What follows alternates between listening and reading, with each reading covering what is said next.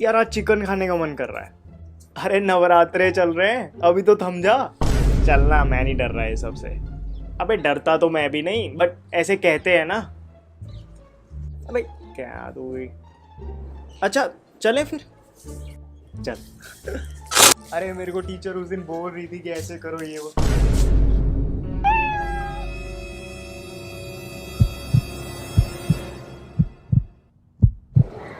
अच्छा सुन, उधर से चलते हैं, शॉर्टकट पड़ेगा। हाँ, चल। भारत एक प्राचीन सभ्यता है जिसमें अनेकों ट्रेडिशंस और रिचुअल्स प्रचलित हैं। हालांकि भारतीय होते हुए भी हम अक्सर ही इन रिचुअल्स के लॉजिक को समझे बिना ही इन्हें सुपरस्टिशन कह देते हैं। इस वीडियो को पूरा देखने से मुझे यकीन है आपको खुशी होगी ये जानकर कि हमारे पूर्वज कितने दूरदर्शी थे जिन्होंने हमारे फायदे के लिए ये रिचुअल्स बनाए। आइए तो फिर बिना किसी देरी के शुरू करते हैं। हेलो फ्रेंड्स, वेलकम टू फेट्यूबर हिंदी। नवरात्रि का क्या महत्व है, कभी सोचा है? नवरात्रि मतलब 9 शुभ रातें। ये साल में 2 बार आती है, एक गर्मियों से पहले और दूसरी सर्दी शुरू होने से पहले। अगर आप गौर करें तो ये मौसम के बदलाव के वक्त आती है। जैसे ही बाहर का मौसम बदलता है, हमारे अंदर भी चेंजेस आती हैं। इस वक्त बॉडी की इम्यूनिटी सबसे कम होती है, इन्फेक्शंस होने का खतरा बढ़ जाता है। ऐसे वक्त में फास्टिंग करना एक बहुत ही असरदार तरीका था। अगर आप व्रत नहीं भी रख सकते, फिर भी ये सलाह दी जाती थी कि नवरात्रि में हल्का खाना खाया जाए। सुपरस्टिशन समझे जाने वाला ये ना सिर्फ बीमारियों से बचने का तरीका है, बल्कि एक 6 महीने में बढ़िया डिटॉक्स रूटीन भी। चाहे आयुर्वेद हो या मॉडर्न साइंस, दोनों ही फास्टिंग के बेनिफिट्स को मानते हैं। अध्यात्म के दृष्टिकोण से भी ऋषि मुनियों ने इन 9 दिनों को साधना के लिए उच्चतम बताया। कुल मिलाकर नवरात्रि फिजिकली और स्पिरिचुअली ग्रो करने का बहुत बढ़िया मौका होता है। पीपल के वृक्ष को पूजा क्यों जाता है? ऐसा इसलिए क्योंकि पीपल दिन के वक्त भारी मात्रा में ऑक्सीजन छोड़ता है।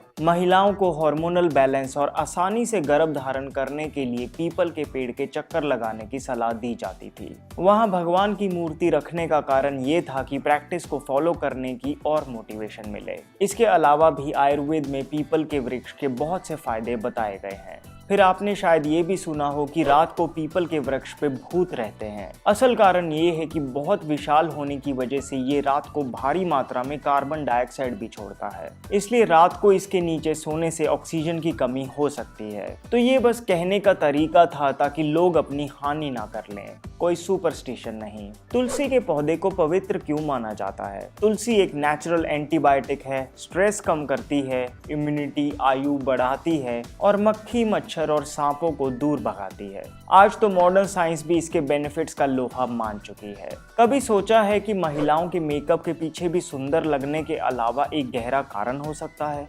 आईलाइनर अमलकी, हरी ताकी और दारू हल्दी को पकाकर लगाया जाता था ताकि वे साफ, ठंडी और इन्फेक्शन से बची रहें। सोने के गहने मात्र एक स्टेटस सिंबल नहीं, बल्कि बॉडी टेम्परेचर को मेंटेन कर रोग प्रतिरोधक शक्ति को बढ़ाते हैं। आपको शायद ये जानकर ताज्जुब हो कि कंगन, नथुनी, कान की बालियां और बिछिया एक इंटेलिजेंट तरीका था ऐसे एक्यूप्रेशर पॉइंट्स को प्रेस करने का जिससे महिलाओं का मासिक धर्म सही वक्त पे आता है और हार्मोन्स भी बैलेंस में रहते हैं। शादी के वक्त दुल्हन और दूल्हा दोनों हाथों और पैरों में मेहंदी लगाते हैं क्योंकि मेहंदी की तासीर ठंडी होती है और शादी के वक्त हुए स्ट्रेस को कंट्रोल में रखती है। कुल मिलाकर इन रिचुअल्स के पीछे कुछ कारण जरूर है। भारतीय पूजा में इतने सटीक रिचुअल्स क्यों होते हैं? चाहे मंदिर हो, मस्जिद हो या फिर गुरुद्वारा, इन जगहों पे बहुत ही हाई पॉजिटिव एनर्जी होती है। भक्तों को नंगे पैर चलने की सलाह दी जाती है क्योंकि पैरों से उनकी एनर्जी एब्जॉर्ब की जा सकती है। आरती के वक्त शंख बजाया जाता था, जैसे कि आज भी होता है। क्योंकि पहले गांव काफी छोटे होते थे तो शंख की आवाज पूरे गांव में गूंजती थी। जो लोग आरती में शामिल नहीं हो पाए, वो जो भी कर रहे होते थे उसे छोड़ मन में ही भगवान को याद कर लेते थे। इस्लाम में अजान का भी यही मकसद होता है और शंख की ध्वनि वातावरण को भी शुद्ध करती है।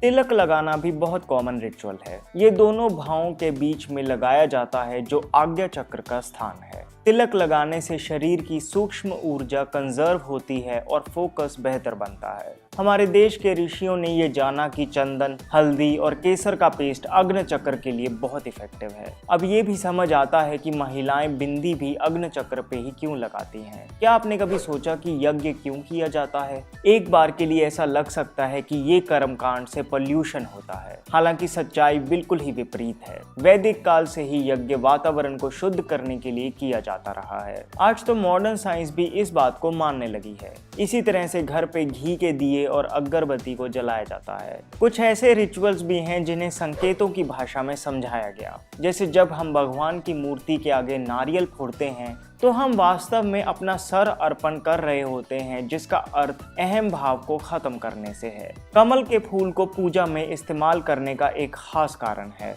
कमल पानी में रहते हुए भी कभी भी गीला नहीं होता। ये उस स्थित प्रज्ञ इंसान का प्रतीक है जो सुख दुख को समान भाव से देखता है। अगर आपने देखा हो तो कपूर जब जलता है तो पीछे कुछ नहीं छोड़ता सिवाय अपनी खुशबू के।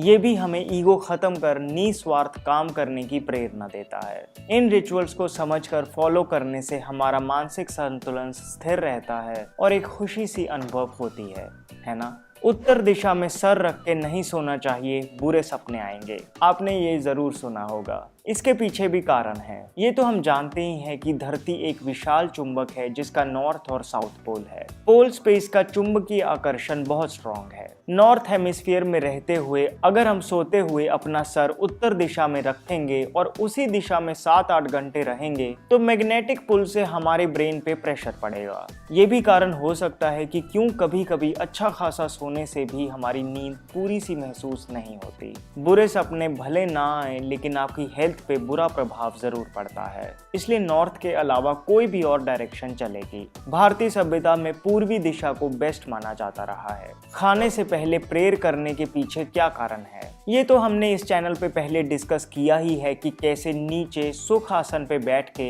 हाथ से खाना खाने से न्यूट्रिएंट्स बॉडी में बेहतर एब्जॉर्ब होते हैं। इसी को आगे बढ़ाते हुए आइए पता लगाएं कि भारत में आप किसी भी धर्म को क्यों ना मानते हो, खाने से पहले प्रेयर जरूर की जाती थी। इसमें तो कोई शक नहीं कि प्रार्थना करने से हमारा माइंड शांत हो जाता है और जब हम शांत चित्त से खाते हैं तो हम ज़्यादा सजग होकर खा पाते हैं, जिससे न्यूट्रिएंट्स भी बेहतर एब्जॉर्ब होते हैं। फिर ये भी कहा गया कि खाना तीखे से शुरू करके मीठे से एंड करना चाहिए। अब इसके पीछे क्या कारण है? जब हम तीखा खाते हैं तो हमारी बॉडी पाचक रस बड़े अच्छे से बना पाती है। खाने को बेहतर पचाया जाए इसलिए तीखे से शुरुआत की जाती है। अंत में मीठा खाने से खुशी होती है और पेट भी भरा भरा महसूस होता है। कमाल है कि कैसे हमारे पूर्वजों को शरीर और मस्तिष्क के बारे में इतनी गहरी समझ थी। अब हमें भी समझ आता है कि भारतीय सुपरस्टिशंस को कितना इंटेलिजेंटली हमारी डेली लाइफ का पार्ट बनाया गया। अगर आपको ये वीडियो अच्छी लगी और आप इसका पार्ट 2 देखना चाहते हैं तो प्लीज़ एक लाइक ज़रूर कर देना। अगर आप अपने बालों के लिए खास आयुर्वेदिक ऑयल खरीदना चाहते हैं तो ट्रू हेयर ऑयल एक अच्छा ऑप्शन है। खास इसलिए क्योंकि ट्रू हेयर ऑयल आता है ट्रू हीटर के साथ। जी हाँ, ये तो हम जानते ही हैं कि ऑयल को अगर थोड़ा गर्म करके लगाया जाए तो उसका असर बहुत बढ़ जाता है। हालांकि ऑयल को गर्म करने में आलस आता है और कभी ज़्यादा गर्म हो जाए तो भी problem.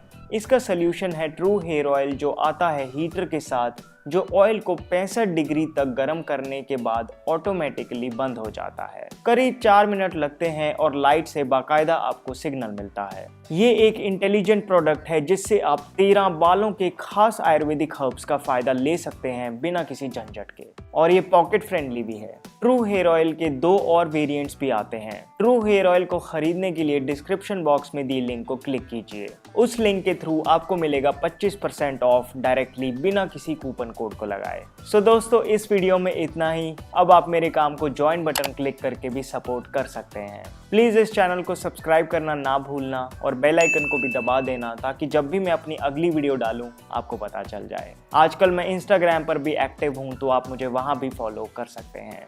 My name is Vivek. I thank you so much for watching.